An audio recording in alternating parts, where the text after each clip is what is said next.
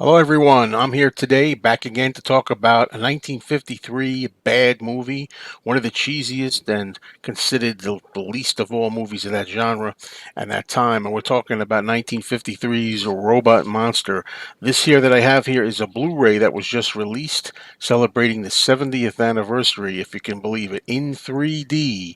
There's an option on here to watch the movie in 3D or in standard 2D. Okay, and for this particular viewing, I decided to go with the 3D, and I'm really glad that I did. Well, this movie is often lambasted, and rightly so. And I think in the movie book, you see the Golden Turkey Awards. I think Michael Medved, and I don't know who else wrote that.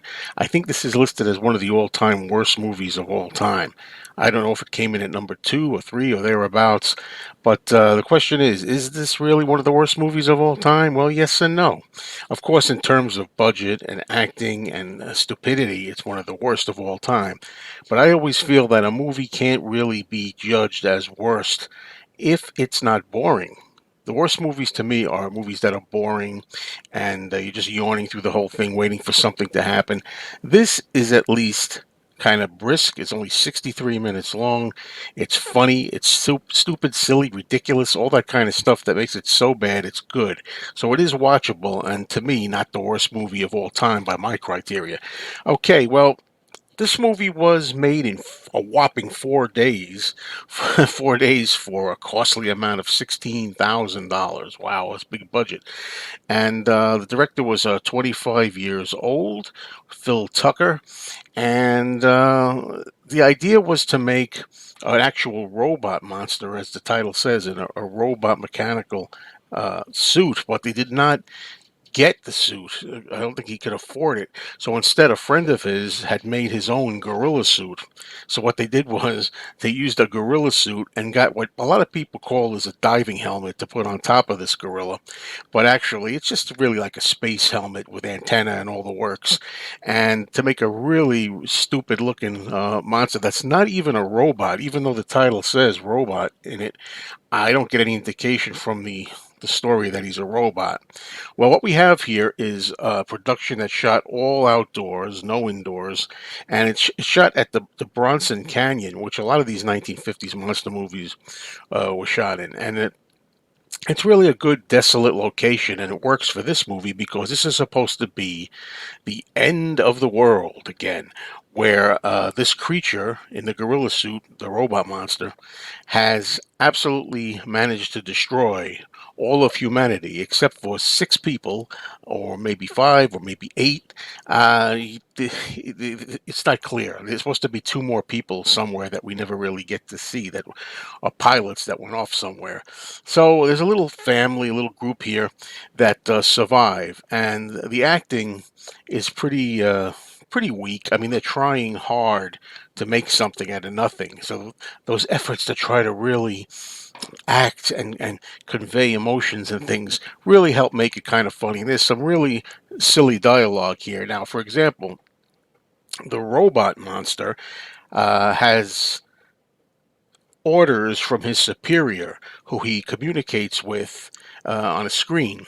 Okay, and it's funny because whenever you see the chief monster, he looks the same way. He's another gorilla with a gorilla suit and a diving helmet.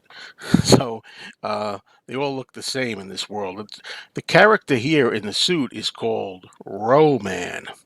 And the funny part is, among the stupid dialogue, is one time where uh, the commander scolds this Roman for not being able to do his job adequately, and he's supposed to finish off the family, kill the last remaining handful of people here that he is having a hard time doing because they've got a resistance to his death ray. The death ray is what's being used to decimate the whole planet, and this death ray, they're immune to it. So he has to find other means to kill them. And his boss says to him, "You're acting more like a human than a Roman." That's one of the classic dumb lines of all time. But as I say, it's still a fun movie to watch, considering the situation here and the budget and all that, and trying really hard. Now, this particular release of Robot Monster is put out by Bayview Entertainment, And I have to tell you, they really pulled out all the stops for this thing. This thing, like I say, is in 3D. Okay, I had the opportunity to use my 3D glasses that come with it to watch this. And it's definitely a case where you want to watch the 3D if you can, because even though the movie is nothing much and it's dumb and everything, you really have a nice use here to admire of the 3D. There's a lot of depth, and you can see all the canyons and all the, the plants in the front, and looking like a real 3D scope of everything. Everything looks realistic and right in front of you. So that's a good thing about this. That kind of makes it a little more intriguing, a little bit more easy to watch. But there are a lot of features on this disc as well that I want to talk about. Bonus features. There are over 2 hours of extras here. You get the 2D flat version, so I don't recommend that, but if you have to, go ahead. Yeah, the regular standard flat version or the 3D version. You don't need a 3D TV or 3D player for it. And then you have stuff here like, of course, you get the trailers, and you get something at the beginning that's called Stardust in Your Eyes. It's a 3D bonus feature that runs about 10 minutes or so before the movie.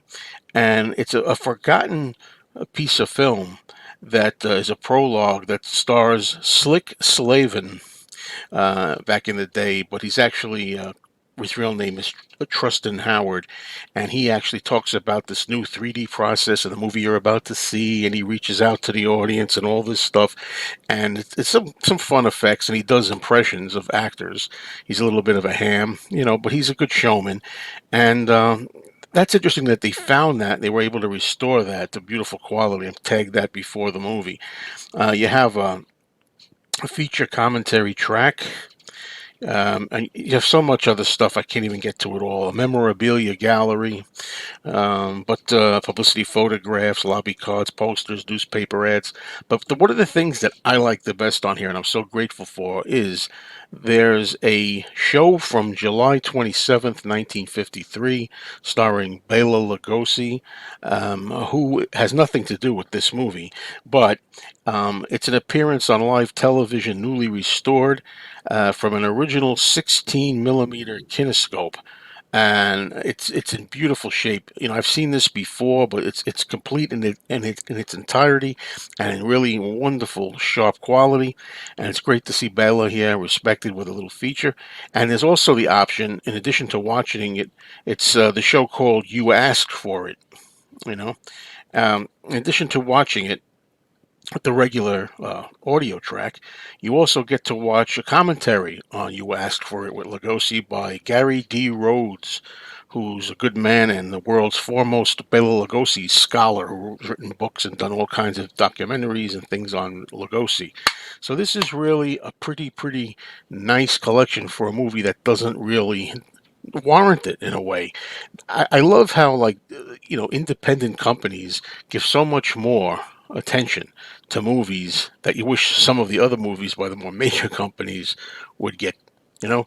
But yeah, so this movie, it is a bad movie, but it's bad in the sense that it's silly, ridiculous, cheesy, unintentionally funny, and I think if you go for this sort of thing, you could have a little bit of a party with this, okay? But it's not going to win any awards. All right, everybody. Thanks a lot. Talk to you soon.